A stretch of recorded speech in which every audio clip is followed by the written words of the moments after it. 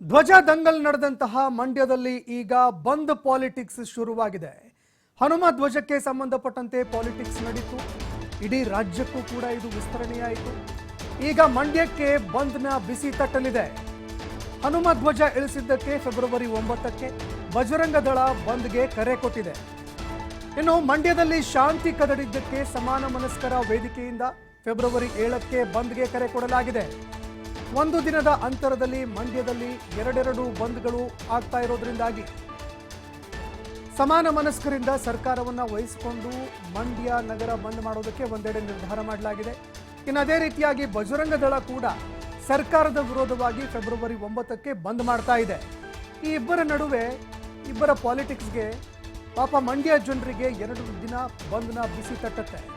February 7ನೇ ತಾರೀಕಿನ ಬಂದ್ಗೆ ಶಾಸಕ ರವಿ ಗಣಿಗ ಫುಲ್ ಸಪೋರ್ಟ್ ಕೊಟ್ಟಿದ್ದಾರೆ. ಇನ್ನು ಫೆಬ್ರವರಿ 9ರ ಬಂದ್ಗೆ ಬಿಜೆಪಿ ಜೆಡಿಎಸ್ ವೈಯಕ್ತಿಕವಾಗಿ ಎಚ್ಡಿಕೆ ಅವರು ಕೂಡ ಬೆಂಬಲ ಕೊಟ್ಟಿದ್ದಾರೆ.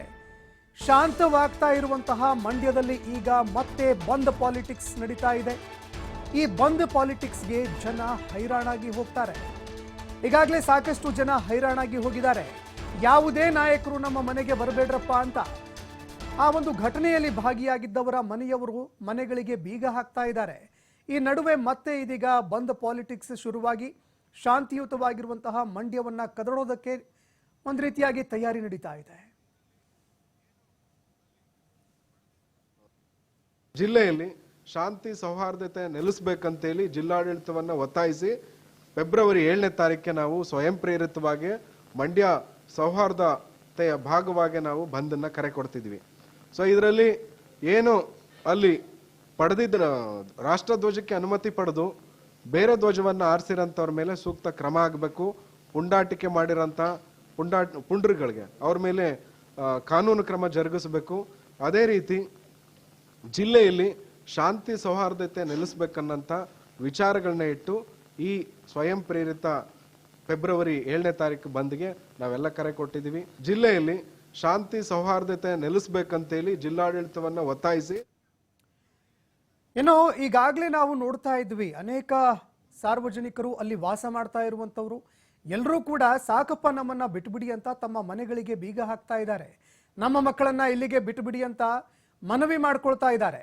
ಆದರೆ ಈಗಾಗಲೇ ಇಡೀ ಮಂಡ್ಯ ಕೊತ ಕುದ್ದು ಹೋಗಿದೆ. ಈ ನಡುವೆ ಆರ್ತಾ ಇರುವಂತಹ ಮಂಡ್ಯದಲ್ಲಿ ಮತ್ತೆ ಬಂದ್ನ ಬಿಸಿ ತಟ್ತಾ ಇದೆ. ಇದಕ್ಕೆ ಮತ್ತೆ ಮಂಡ್ಯದ ಜನತೆ ಸಾಕಷ್ಟು ಹೈರಾಣಾಗುವಂತಹ ಸಾಧ್ಯತೆಗಳು ಎದ್ದು ಕಂಡು ಬರ್ತಾ ಇದೆ. ಅದರಲ್ಲೂ 7ನೇ ತಾರೀಕಿಗೆ ಸಮಾನ ಮನಸ್ಕರು ಮಂಡ್ಯದಲ್ಲಿ ಶಾಂತಿ ಕದಡಿದ್ದಕ್ಕೆ ಒಂದೆಡೆ ಬಂದ್ಗೆ ಕರೆ ಕೊಟ್ಟಿದ್ದಾರೆ. ಇನ್ನು ಮತ್ತೊಂದೆಡೆಯಲ್ಲಿ ಬಜರಂಗ ದಳ ಈಗಾಗಲೇ 9ನೇ ತಾರೀಕಿಗೆ ಬಂದ್ಗೆ ಕರೆ ಕೊಟ್ಟಿದೆ. ಹೀಗಾಗಿ ಫೆಬ್ರವರಿಯಲ್ಲಿ ಮತ್ತೆ ಸಮಸ್ಯೆಗಳು ಉಲ್ಬಣಗೊಳ್ಳುವಂತಹ ಸಾಧ್ಯತೆಗಳು ಕೂಡ ಗೋಚರಿಸ್ತಾ ಇದೆ. ಸಂಪೂರ್ಣವಾಗಿ ಮಂಡ್ಯವನ್ನ ಕದಡುವಂತಹ ಕೆಲಸವನ್ನ ಮಾಡಲಾಗ್ತಾ ಇದೆಯಾ ಅನ್ನುವಂತಹ ಪ್ರಶ್ನೆ ಕೂಡ ಎದುರಾಗ್ತಾ ಇದೆ. ಯಾರದ್ದೋ ರಾಜಕೀಯ ಬೇಳೆ ಬೇಯಿಸ್ಕೊಳ್ಳೋದಕ್ಕೋಸ್ಕರ ಇಡೀ ಮಂಡ್ಯ ಜನತೆಗೆ ತಲೆನೋವಾಗ್ತಾ ಇದ್ದಾರಾ ರಾಜಕಾರಣಿಗಳು ಹಾಗೂ ಕೆಲವು ಪಟ್ಟಭದ್ರ ಹಿತಾಸಕ್ತಿಗಳು ಅನ್ನುವಂತಹ ಪ್ರಶ್ನೆ ಇದೀಗ ಎದುರಾಗ್ತಾ ಇದೆ. ಇನ್ನು ಅದೇ ರೀತಿಯಾಗಿ 2 ಬಂದ್ಗಳು ಒಂದೇ ಒಂದು ದಿನದ ಒಂದು ಅಂತರದಲ್ಲಿ ಫೆಬ್ರವರಿ 7ನೇ ತಾರೀಕಿಗೆ ಸಮಾನ ಮನಸ್ಕರ ವೇದಿಕೆಯಿಂದ ಈ ಒಂದು ಶಾಂತಿಯನ್ನ ಕದಡಿದ್ದಕ್ಕೆ ಬಂದ್ಗೆ ಕರೆ ಕೊಡಲಾಗಿದೆ. ಇನ್ನು ಅದೇ ರೀತಿಯಾಗಿ ಬಜರಂಗ ದಳ ಕೂಡ ಫೆಬ್ರವರಿ 9ನೇ ತಾರೀಕಿಗೆ ಬಂದ್ಗೆ ಕರೆ ಕೊಟ್ಟಿದೆ. ಹೀಗಾಗಿ ಯಾರ ಪರವಾಗಿ ಜನತೆ ನಿಲ್ಲತ್ತೆ ಅಥವಾ ಜನತೆಯೇ ಬೇಸತ್ತು ಹೋಗಿ ಇವರ ವಿರುದ್ಧ ಹೋರಾಟಕ್ಕೆ ನಿಲ್ಲತ್ತಾ, ಆಕ್ರೋಶ ವ್ಯಕ್ತಪಡಿಸತ್ತಾ ಅನ್ನುವಂಥದ್ದನ್ನ ಕಾದ್ ನೋಡ್ಬೇಕಾಗತ್ತೆ.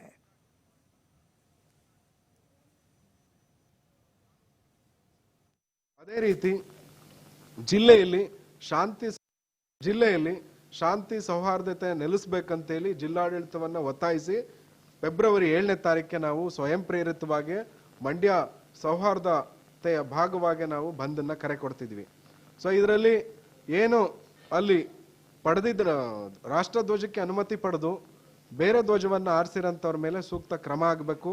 ಪುಂಡಾಟಿಕೆ ಮಾಡಿರೋಂಥ ಪುಂಡ್ರಿಗಳಿಗೆ ಅವ್ರ ಮೇಲೆ ಕಾನೂನು ಕ್ರಮ ಜರುಗಿಸಬೇಕು. ಅದೇ ರೀತಿ ಜಿಲ್ಲೆಯಲ್ಲಿ ಶಾಂತಿ ಸೌಹಾರ್ದತೆ ನೆಲೆಸಬೇಕನ್ನಂಥ ವಿಚಾರಗಳನ್ನ ಇಟ್ಟು ಈ ಸ್ವಯಂ ಪ್ರೇರಿತ ಫೆಬ್ರವರಿ 7ನೇ ತಾರೀಕು ಬಂದ್ಗೆ ನಾವೆಲ್ಲ ಕರೆ ಕೊಟ್ಟಿದ್ದೀವಿ. ಜಿಲ್ಲೆಯಲ್ಲಿ ಶಾಂತಿ ಮತ್ತಷ್ಟು ಮಾಹಿತಿ ಕೊಡ್ತಾ ಹೋಗ್ತಾರೆ ಪ್ರತಿನಿಧಿ ಪುನೀತ್ ನೇರ ಸಂಪರ್ಕದಲ್ಲಿ ಜಾಯ್ನ್ ಆಗಿದ್ದಾರೆ.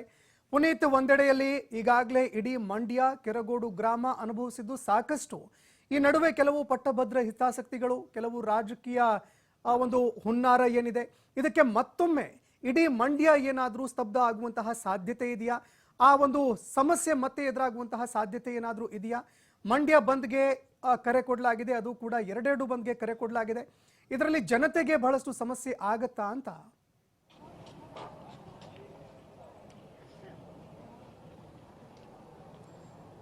ಸಂತೋಷ್, ಈಗಾಗಲೇ ಏನು ಮಂಡ್ಯದಲ್ಲಿ ನಡೀತಾ ಇರತಕ್ಕಂಥ ಈ ಒಂದು ಹನುಮ ಧ್ವಜವನ್ನ ಕೆಳಗಿಳಿಸಿದಂತಹ ಒಂದು ಗಲಾಟೆ ವಿಚಾರಕ್ಕೆ ಸಂಬಂಧಪಟ್ಟಂತೆ ಈಗಾಗಲೇ ಪ್ರತಿಭಟನೆಗಳಾಗ್ತಾ ಇರತಕ್ಕಂಥದ್ದು, ಇದೆಲ್ಲವೂ ಕೂಡ ಇರತಕ್ಕಂಥದ್ದು. ಮುಖ್ಯವಾಗಿ ಈಗ ನಾನು ಕೆರಗೋಡು ಗ್ರಾಮದಲ್ಲೇ ಇದ್ದೇನೆ, ಒಂದು ಘಟನೆ ನಡೆದಂತಹ ಸ್ಥಳದಲ್ಲಿ.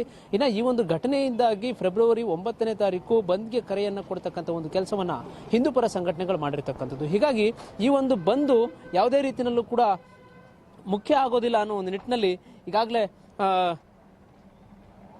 ಮಂಡ್ಯದ ಸಮಾನ ಮನಸ್ಕರರ ವೇದಿಕೆ ಏನಿದೆ, ಈ ಒಂದು ವೇದಿಕೆಯವರು ಸುಮ್ಮನೆ ರಾಜಕೀಯ ಲಾಭಕ್ಕಾಗಿ ರಾಜಕೀಯ ನಾಯಕರುಗಳು ಈಗ ಫೆಬ್ರವರಿ 9ನೇ ತಾರೀಕಿಗೆ ಮಂಡ್ಯ ಬಂದ್ ಮಾಡಲಿಕ್ಕೆ ಮುಂದಾಗಿದ್ದಾರೆ. ಇದನ್ನ ವಿರೋಧಿಸಿ ಯಾವುದೇ ಕಾರಣಕ್ಕೂ ಕೂಡ ಮಂಡ್ಯದ ಜನ ಈ ಒಂದು ಬಂದ್ಗೆ ಬೆಂಬಲವನ್ನು ಕೊಡಬಾರದು, ಬಂದನ್ನು ಮಾಡಬಾರದು ಅಂತ ಹೇಳಿ ಮಂಡ್ಯದ ಸಮಾನ ಮನಸ್ಕರರ ವೇದಿಕೆ ಇದೀಗ ಫೆಬ್ರವರಿ 7ನೇ ತಾರೀಕು ಬಂದ್ಗೆ ಕರೆಯನ್ನು ಕೊಡ್ತಕ್ಕಂಥ ಕೆಲಸವನ್ನು ಕೂಡ ಮಾಡಿರ್ತಕ್ಕಂಥದ್ದು. ಇದರಲ್ಲಿ ಪ್ರಮುಖವಾಗಿರ್ತಕ್ಕಂಥ ಒಂದು ಅಂಶ ಅಂತ ಹೇಳಿದ್ರೆ, ಮಂಡ್ಯ ರೈತಾಪಿ ವರ್ಗ ಹೆಚ್ಚಿನದಾಗಿರ್ತಕ್ಕಂಥ ಒಂದು ಜಿಲ್ಲೆ. ಹೀಗಾಗಿ ಇಲ್ಲಿ ರೈತರಿಗೆ ಇರ್ತಕ್ಕಂಥ ಸಮಸ್ಯೆಗಳು ಏನು, ಬರದ ಒಂದು ವಿಚಾರ ಇರಬಹುದು, ಮತ್ತೆ ಇಲ್ಲಿರ್ತಕ್ಕಂಥ ಸಮಸ್ಯೆಗಳ ವಿಚಾರ ಇರಬಹುದು, ಅಭಿವೃದ್ಧಿಗೆ ಸಂಬಂಧಪಟ್ಟಂತೆ ವಿಚಾರಗಳಿರಬಹುದು, ಇದರ ಬಗ್ಗೆ ಆಡಳಿತ ಸರ್ಕಾರ ಇರಬಹುದು, ಅಂದ್ರೆ ಆಡಳಿತ ಪಕ್ಷ ಇರಬಹುದು, ಜೊತೆಗೆ ಎದುರುಗಡೆ ಇರತಕ್ಕಂಥ ಬಿಜೆಪಿ ಮತ್ತೆ JDS ಪಕ್ಷಗಳಿರಬಹುದು, ಇದ್ಯಾವುದೇ ನಾಯಕರುಗಳು ಕೂಡ ಧ್ವನಿ ಎತ್ತದಂತವರು ಈಗ ಮಂಡ್ಯದ ಕೆರಗೋಡಿನಲ್ಲಿ ಏನು ಹನುಮಧ್ವಜವನ್ನು ಕೆಳಗಿಳಿಸಲಾಗಿದೆ, ಈ ಒಂದು ವಿಚಾರವನ್ನು ಹಿಡಿದುಕೊಂಡು ಇಲ್ಲಿ ಮೈಸೂರು ಅಂದ್ರೆ ಮೈಸೂರು ಮಂಡ್ಯ ಈ ಭಾಗಗಳಿಗೆ ಈ ಒಂದು ಗಲಾಟೆಯನ್ನು ಹಬ್ಬಿಸುವಂತಹ ಒಂದು ಕೆಲಸಕ್ಕೆ ಮುಂದಾಗಿದ್ದಾರೆ. ಹೀಗಾಗಿ